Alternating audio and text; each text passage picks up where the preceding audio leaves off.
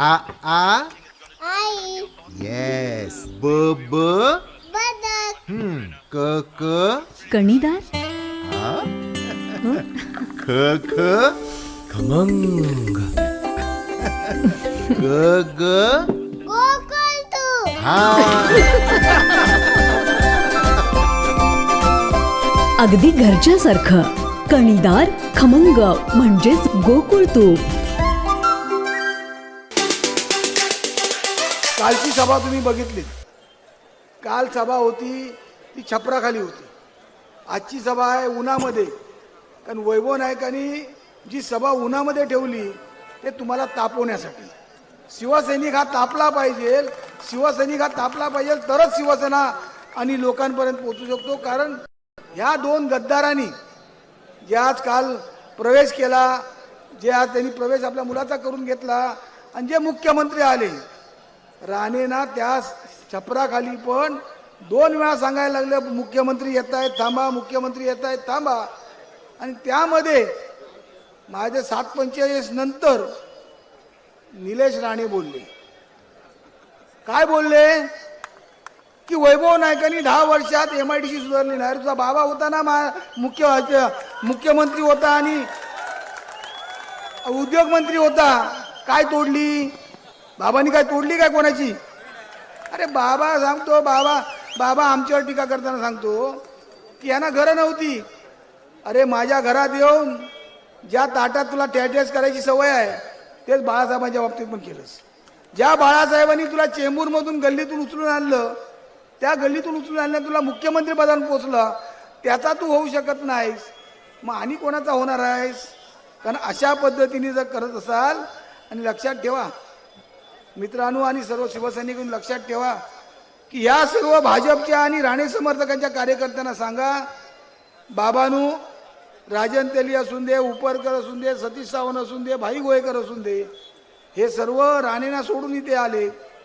कारण राणेंची घराणेशाही, राणे आपल्या भावाला कोणाला तिकीट देत नाही आहेत, राणे आपल्या कोणत्या कार्यकर्त्याला तिकीट देत नाही आहेत, पण मुलासाठी तिकीट देत आहेत आणि मुलासाठी सर्व झगडत आहेत.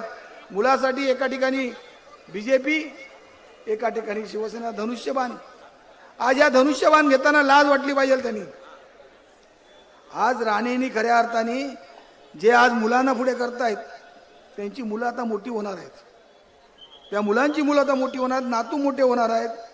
उद्या नातवांचे झेंडे लावावे लागतील त्या असलेल्या राणेंबरोबर कार्यकर्त्यांना. त्यांना सांगा वेळच्या वेळी या शिवसेनेत मूळ पक्षात या आणि तुम्ही या वैभव नायकाचं काम करा.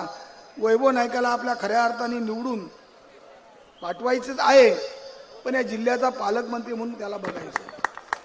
कारण जो विकास तुम्ही नाही केला, जो विकास तुम्ही करू शकला नाहीत, जे म्हणतात मी लोकांना रोजगार दिले, अरे त्या हॉस्पिटलमध्ये काम करणाऱ्या लोकांनी सोडून गेले, त्यांचे पगार दिले नाहीत. कितीतरी लोक तुम्हाला भेटले असतील की आमचे पगार दिले नाहीत. प्रहार चालवत आहेत, 1000 कॉपी आहेत पगारची, 1000 फक्त कॉप्या फ्री मिळतात. त्या प्रहारवाल्यांचे पण पगार देताना 60-60 हजार रुपये देतो बोलले, पण त्यांना पण 10-20 नाही 2-2 वर्षाचा पगार दिला नाही. ही राणेंची बेरोजगारी सोडवण्याचं काम अशा उमेदवाराला आणि अशा या वृत्तीला आणि अशा या घराणेशाहीला आपण घरी बसवलं पाहिजे.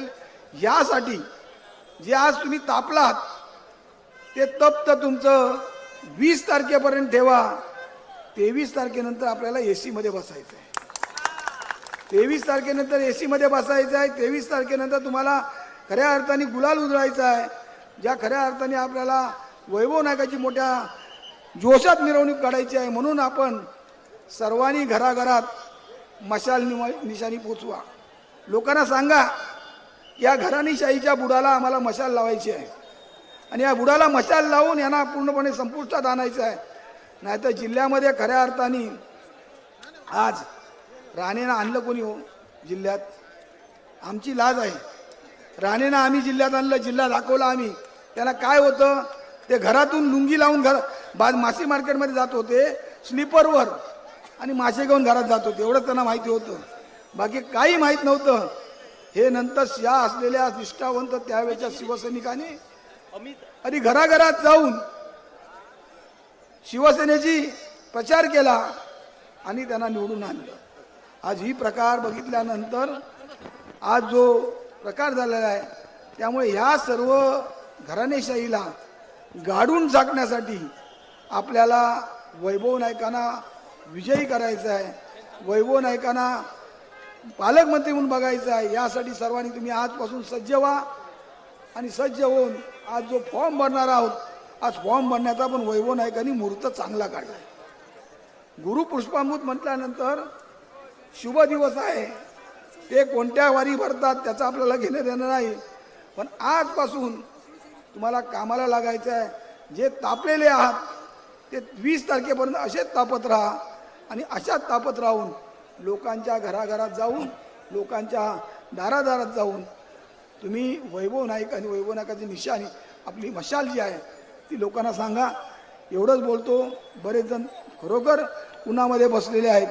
बाकीचे राणेंचे काय काढायचे आहे ना ती मी नंतर काढत जाणारच आहे. राणेंच्या कुंडल्या कोणाकडे नसतील तेवढ्या कुंडल्या माझ्याकडे आहेत आणि मुलाच्या पण कुंडल्या जेवढ्या नसतील तेवढ्या माझ्याकडे आहेत. त्यामुळे ते हळूहळू अजून वेळ आहे, अजून भरपूर वेळ आहे. त्या वेळात आपण त्यांची काढूया आणि जे काय आहे ते तुम्ही लोकांपर्यंत पोचवा.